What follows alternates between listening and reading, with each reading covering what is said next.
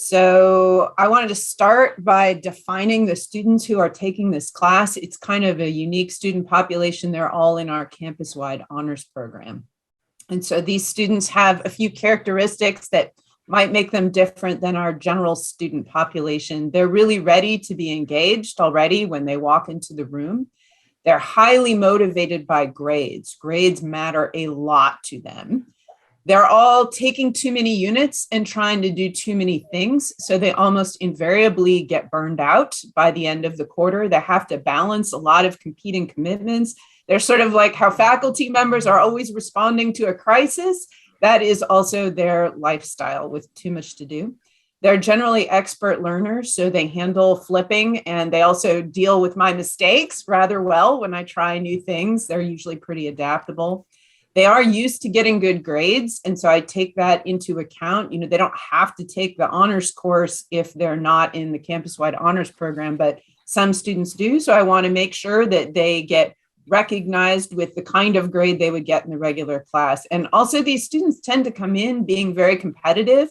Most of them want to go to med school, and they know that means being better than their neighbor. But at the same time, they really want to be collaborative and work as teams. That is not one of the areas. So the class I'm teaching is Bio 93. And what's the point of that? This class was developed maybe 15 years ago to meet a couple of needs. The first is just to get students excited about biology. They take this class their freshman year in the fall. So it's the first experience they have with biology. And I think, my kid's a biology major at Santa Cruz, and her first year is all calculus, chemistry, and writing requirements. And she's like, do I even want to be a bio major? I don't know. So the first thing is to get them excited about biology. The second is to help them understand how being in college is different than being in high school, and the expectations are no longer just regurgitating, filling in blanks. So learning how to deal with that difference is important. And they also need to make social connections. They need to make friends in their major that they can study with to increase their sense of belonging and hopefully persistence in the major. So those are some goals.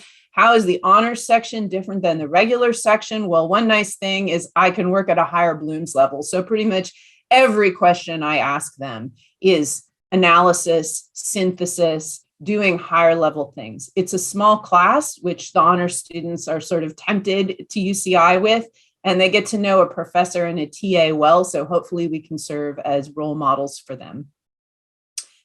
The course structure is important to understand when I talk about grading. So there's a textbook. It's just the standard text. They do readings before class.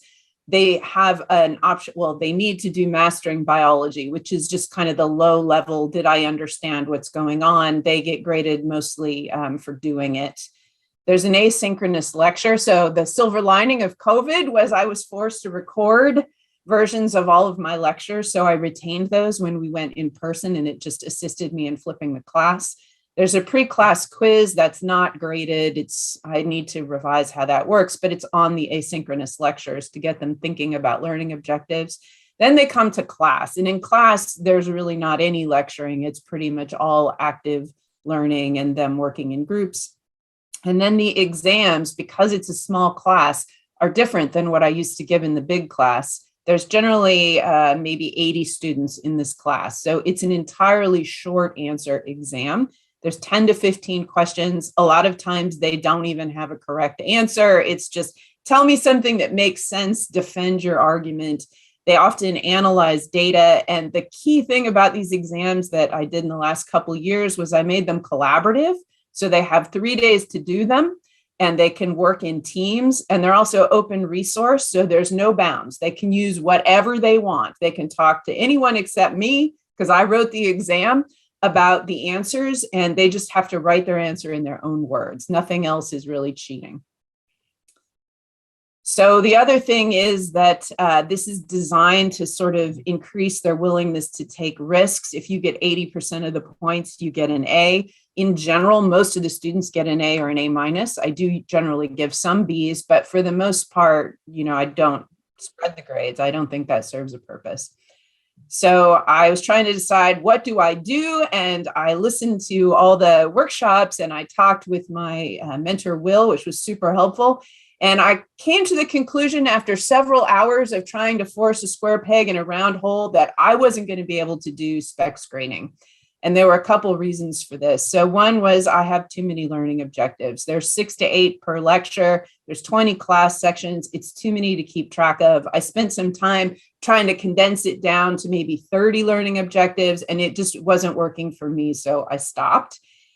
The questions that I ask integrate multiple learning objectives. And sometimes there's no real plan for how many learning objectives get covered in each question. I write new questions every year, so they can't just get the answers from their friends. And so it's just too much work to try and coordinate at that level. And it just, the whole thing was going to take a lot of time. I mean, Celia's going to tell you a great story about how she really implemented specs grading in her class. But for me, I just couldn't do it because I have too many obligations. I don't get rewarded in the merit and promotion system for good teaching. I get rewarded for my research. And I thought my students, it won't matter as much because they're already pretty motivated and striving for an A. So some of the advantages weren't going to work in this class. So what I did was a mastery grading ramp up is what I'm going to call it.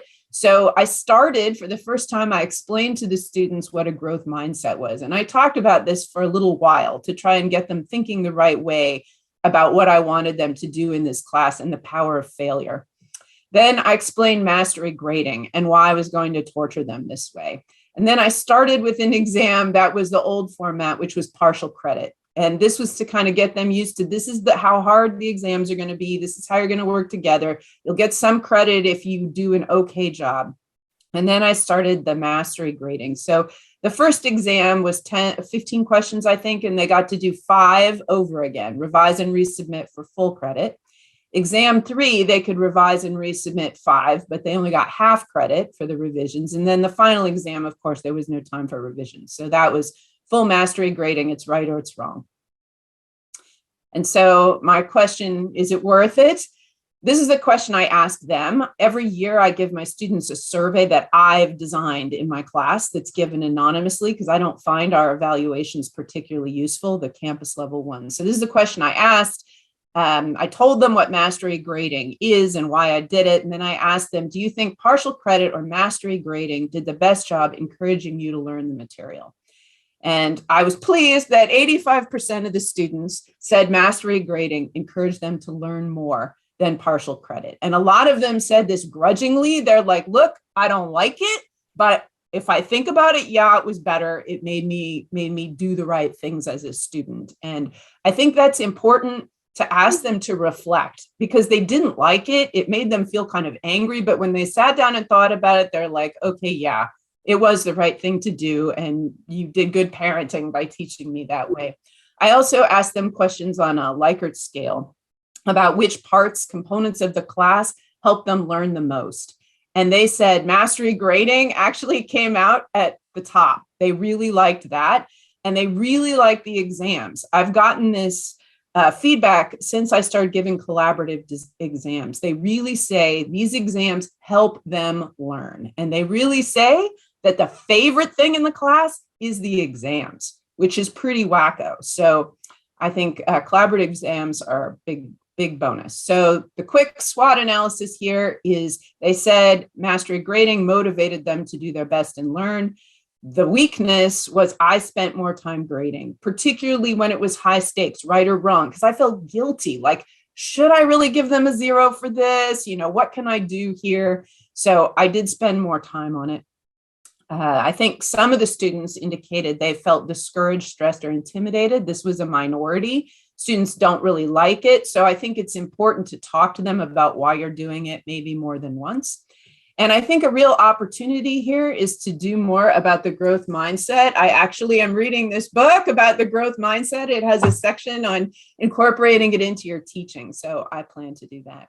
So the bottom line summary, mastery grading, improved effort in learning. Students really like collaborative exams. Thank you to Will for taking time to talk me through ways to do this. And Fanny helped a lot with technical aspects. And I stole the template off Slides Carnival. So that's it.